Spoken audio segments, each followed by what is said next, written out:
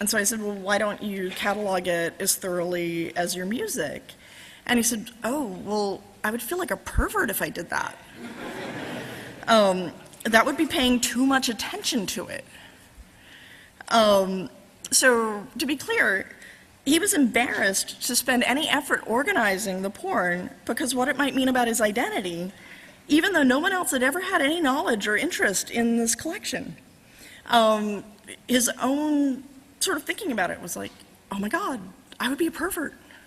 So another person I talked to said that he did have a girlfriend whom he wanted to hide the porn from. He was very clear about that. So he described it as being very straightforward, kind of pictures and videos of pretty naked girls, nothing too kinky.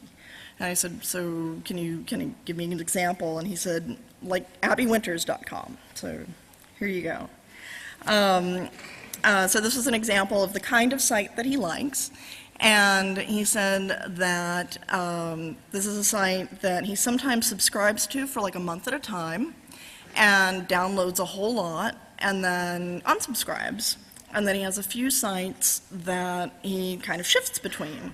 So that, these are, each of the sites is one that he trusts to not, sell his personal data, for his bank card data. And he can switch around when he wants to look for new stuff. When I asked, though, he mentioned that his interest in the novelty wasn't related to running out of porn, and that, in fact, he was sure he had more than a lifetime's worth of porn stored already. And said also that he didn't see any reason to not have a huge collection of porn because it was trivial to save the files, and storage is cheap. However, he's worried that his girlfriend will find out that he has what he considers a really huge collection of porn, and then think that he's a freak. So he's hidden the files on his desktop computer, and I was thrilled when he said that he'd hidden the files on the desktop computer. I was like, tell me, where have you hidden them? So we were at a party, and so he is looking all around to make sure that she's not going to overhear. And he says, so I use Windows. You know how Windows has the Windows folder?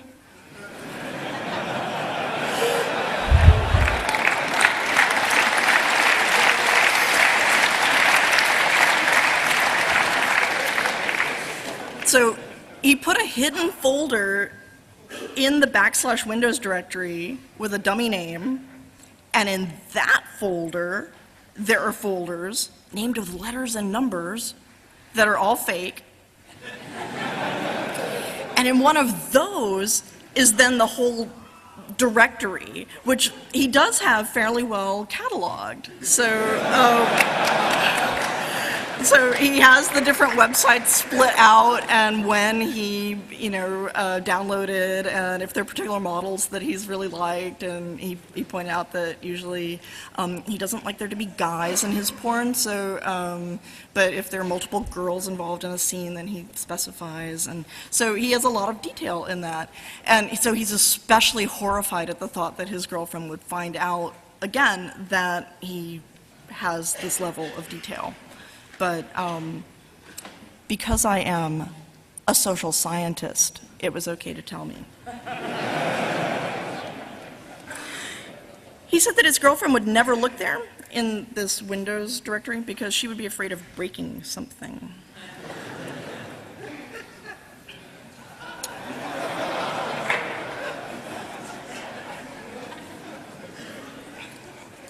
So leaving aside one fellow who told me that he stores his porn in the cloud, by which he meant that there's so much porn online that he doesn't need to save any. He can just sort of have a little look around the web whenever he'd like to see some. All the other people I've spoken with personally also save pornographic text files or images or videos to their own computers. My sample so far is both small and a little unusual because, I have only made preliminary talks, and I've been speaking with friends. And these are people who were comfortable talking to a friend about their use and their storage of pornography. So to date, I can't make really generalizable statements about those people. But I do find it interesting that so far the people I've spoken with have all had a strong interest in curating these collections because the context of the online pornography that they're interested in some way detracts from their enjoyment of the pornography. So even the guy with the Windows directory of the Abby Winters site, for instance, said that he much preferred downloading a set of images to his own machine so that he didn't have stuff flashing at him all the time. One woman I spoke with complained that it's nearly impossible to find images of the sex acts that she wants to see that are not part of what's, for her, an unpleasant or even sometimes violent narrative. She's interested in fisting, but apparently in the narrative context of pornography, this is somehow equivalent to really extreme stuff like scat or bondage or heavy sadomasochism. And so she sees her forays into the world of online pornography as sort of hunting and gathering missions in a hostile environment. So she can find, the images or the short videos that she'll want to look at later, and she kind of, avoids the stuff she doesn't want to see. The people that I've been speaking with so far are using flat file structures to organize their porn. No one's been using a relational database, even though in at least 2 cases, the amount of data and the cross-referencing that they talked about maybe wanting to do seemed like that might make it might be appropriate to use a relational database. But there was a sort of sheepishness about the idea. And I'll be really interested once I pursue this and talk to more people. I imagine that I will find some individuals who have taken on more thorough cataloging projects, and I'd like to hear how they've handled what they've done. I've had a tiny hint of one thing that is going on online, so that's sort of cloud management of pornography, and that's that a lot of people are using Flickr. So it's a kind of hack of Flickr's system. You can get a free account, and without posting any pictures of your own, you can favorite other people's photos. So some people make separate accounts for each interest they have. Now, I'm making an assumption. I haven't interviewed any of the holders of these accounts, but it seems to me that that's what's happening, because there seem to be special interest accounts.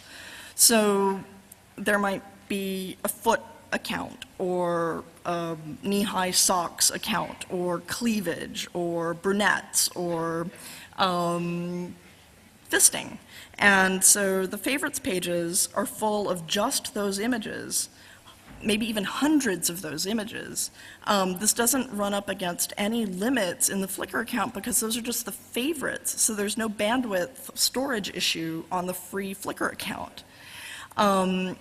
And if they like, they can also join groups on Flickr that cater to the same interests. And so within this free account, there's this really kind of nicely subdivided set of pornographic images and then links to other sites, pornographic images, and people discussing the same pornographic interests. So I think that's really clever, and I'm looking forward to kind of exploring that set of community, because I'd like to figure out, like, how did that come about and who figured that out? It's just another way of pornography driving technological use. And it's just this ginormous overlapping fractal fetish library that's the weird underside of Flickr. To talk about Ars Electronica again for a moment, here's a photograph from there.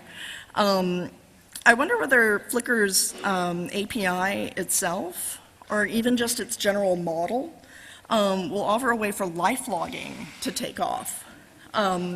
Futurists like Clay Shirky and Charlie Strauss and Kevin Kelly have been talking about the dangers and the wonders of life logging for quite a while now, but it's not quite present reality yet.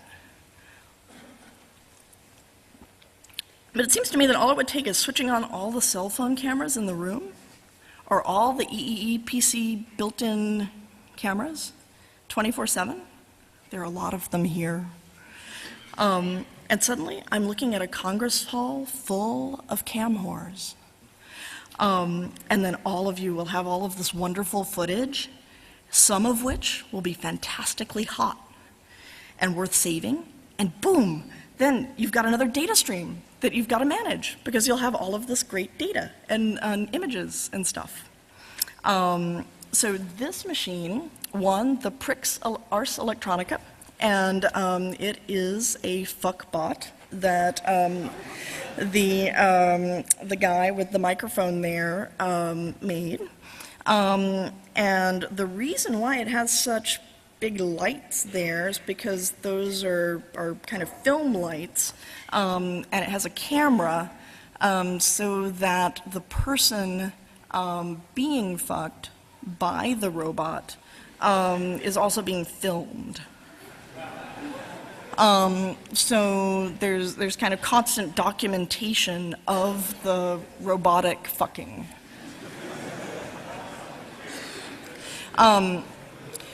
I think there's a lot that's clever about the machine, but I also think there's a lot that's disturbing about it.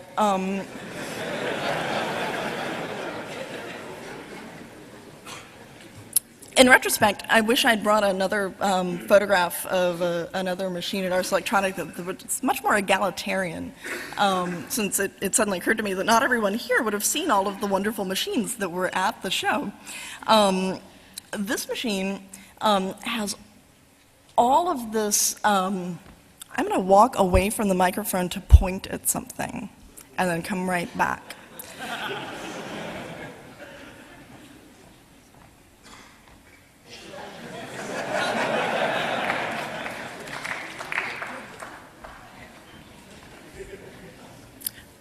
That little silver dildo is the only point of interface with the receiver of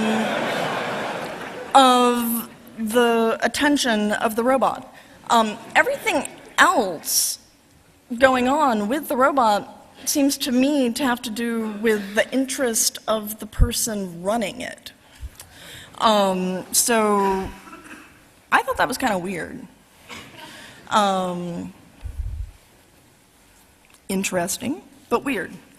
I have a project that is brewing for next year's Ars Electronica that I think sort of foreshadows the day when we'll be able to indulge in fully immersive AI-driven pornographic experiences, such as texting back and forth with an artificially intelligent SMS bot.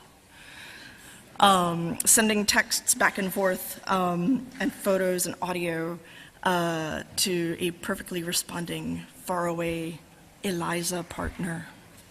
And we might also want some way to keep those experiences. But without some sort of index to all these data streams, we end up lost in an infinite library of data. What I don't know is if we're any more lost than we once were, though. We used to just have less porn. We used to just document less of our lives. At least, you know, as we get older, we'll have different memories to comfort us. And that's my conclusion. If any of you would like to comment not on the record and would like to email me, this is my email address. If you'd like to offer to participate in a survey or interview at some time in the future, you could email me. I'm going to be applying for Institutional Review Board approval to do a more formal survey of people, which is, I don't have that